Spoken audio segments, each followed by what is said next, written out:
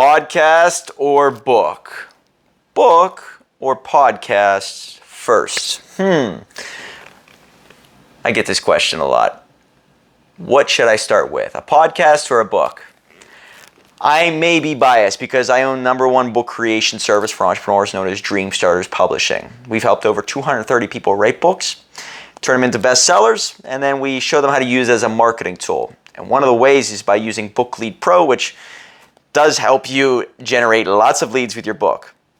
But to answer your question, the obvious answer is you always want to write a book first. I know some people out there have created podcasts, it's great, and then they write a book, it's fantastic. There's nothing wrong. So if you did that, good job. There's nothing wrong. I don't want to, no bad blood, all right? Don't hate me, please,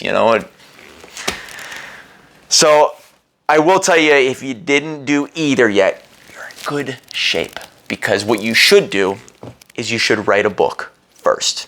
It's going to make your life so much easier. Now here's why. The book is way more respectable than a podcast. Now you're saying to yourself, well, I know somebody who has a podcast and millions of followers. Joe Rogan has a podcast. Yeah. But it's easier to get a microphone and a camera and then create a podcast than it is to write a book, right?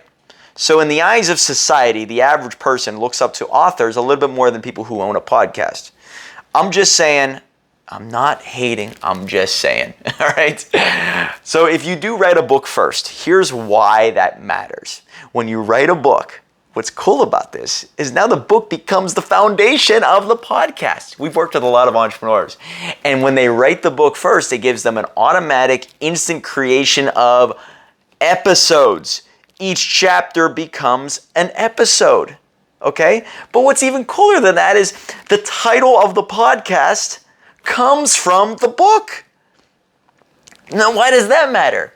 Well, because if you are known for something, if you are known for writing a best-selling book on the topic of motivation, overcoming adversity, the American dream, and you write 15 generic lessons tied to specific stories, geared towards a specific audience, you become known for this subject. You're the American dream guy. You're the motivation guy. So let's just say you read a book called How to Live the American Dream, and that's an amazing title, right? You know what that's all about. And you talk about how to live the American dream. Step 1, get around the right people. Great. And you do this for 15 different chapters, let's just say. I'm giving examples. It doesn't have to be 15, but that's the number that I love in the book creation process. So now, you have a book called The American Dream, How to Live It, the lessons, the stories. You're clear because now you've thought this through. You put it down on a piece of paper. You've edited it. And all of a sudden, now it's become part of you. You got an Amazon best-selling book, and you equal the American dream. Well, guess what? The American Dream podcast starring you. Episode 1 is chapter 1, right? Chapter 1. Do you see how easy this is? Now, all of a sudden, you just start talking about chapter 1. But here's the kicker, guys, and I want you to get this. You do the podcast. You start talking great stuff. It gets on the iTunes. It gets all over the Google Plays.